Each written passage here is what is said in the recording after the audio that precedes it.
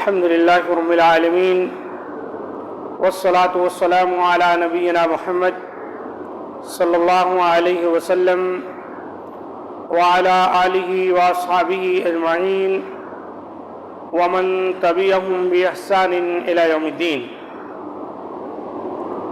معزز سامعین کرام، آج کے درس میں صحیح بخاری کتاب فضل لیلۃ القدر باب العمل فی العشر الاواخر من رمضان، اس باب کے تحت بات پیش کی جائے گی، یعنی لیلۃ القدر کی فضیلت میں جو حدیث آئی ہے، بالخصوص آخری عشرے میں لیلۃ القدر کی تلاش اور اس میں نیک اعمال کرنے کی فضیلت کے بارے میں بات ہے۔ یہ بخاری شریف کی حدیث نمبر 2024 ہے۔ عن عائشة رضی اللہ عنہا قالت كان النبي صلی اللہ علیہ وسلم اذا دخل العشر شد مئزرہ واحیا لیلہ وایقظ اہلہ۔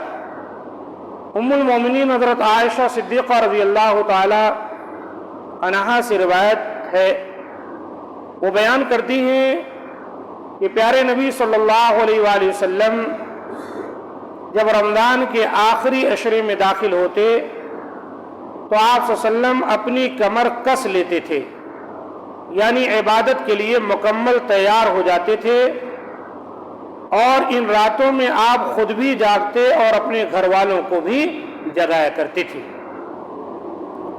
اس حدیث سے بھی بہت سارے مسائل اور فوائد حاصل ہوتے ہیں۔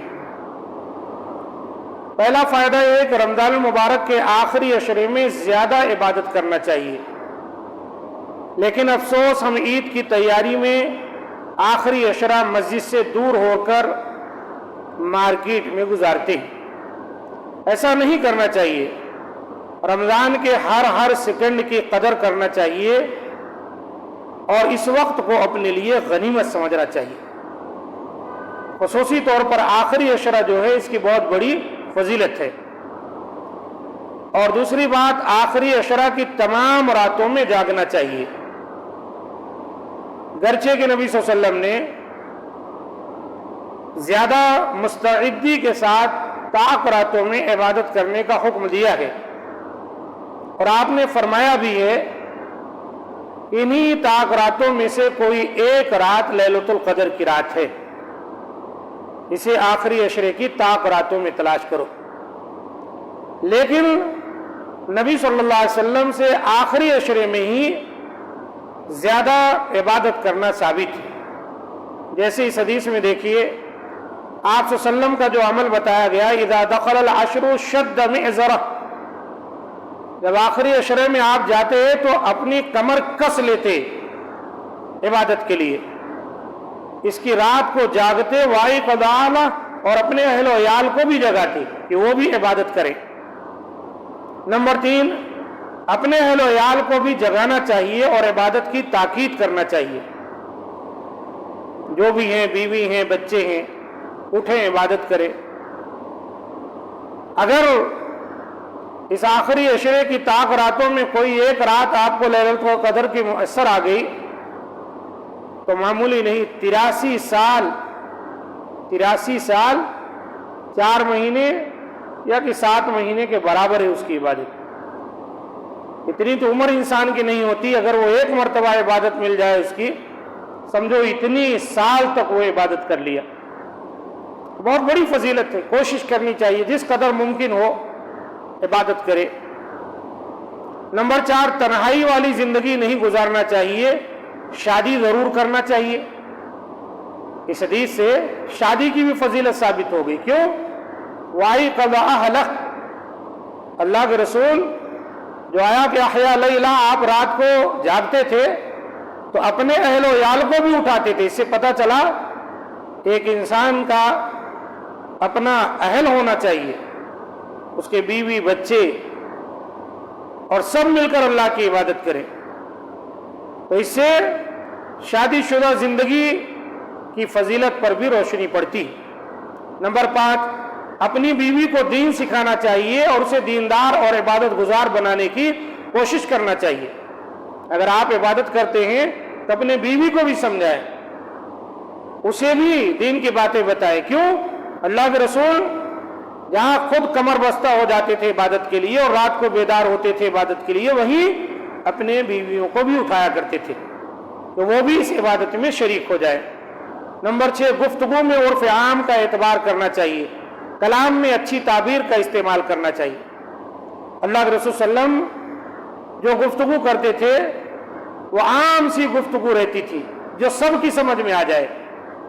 ایسا نہیں رہتا تھا کہ آپ بہت زیادہ تکلف سے گفتگو کریں، جس کو ہم کہتے ہیں بہت زیادہ شین قاف سے اللہ کے رسول نہیں بات کرتے تھے، بہت زیادہ بڑے بڑے گہرے کلمات نہیں بولتے تھے کہ جس کی وجہ سے آدمی کی سمجھ میں کچھ نہ آئے۔ سیدھے سادے سمپل سی گفتگو آپ فرماتے تھے اور اچھے انداز سے آپ کی گفتگو اتنی جامع رہتی تھی کہ سمجھنے والا سمجھ بھی جائے اور اس کی جامعیت کا لطف بھی اٹھا لے۔ نمبر 7، قیام اللیل کی پابندی کرنا چاہیے، تو یہاں اللہ کے رسول سے پابندی ثابت ہے۔ نمبر 8، شب قدر میں سونے کے بجائے عبادت کی طرف توجہ دینا چاہیے۔ یہ الگ بات ہے کہ بہت زیادہ نیند آپ کو لگی ہے کہ آپ عبادت کر رہے ہیں تو پتہ ہی نہیں چل رہا ہے کیا منہ سے کہہ رہے ہیں، دعا مانگ رہے ہیں کہ اپنے اوپر بد دعا کر رہے ہیں، تب تو ظاہر سی بات ہے تھوڑی دیر آرام کر لیں، ورنہ پوری رات آپ عبادت میں گزاریں۔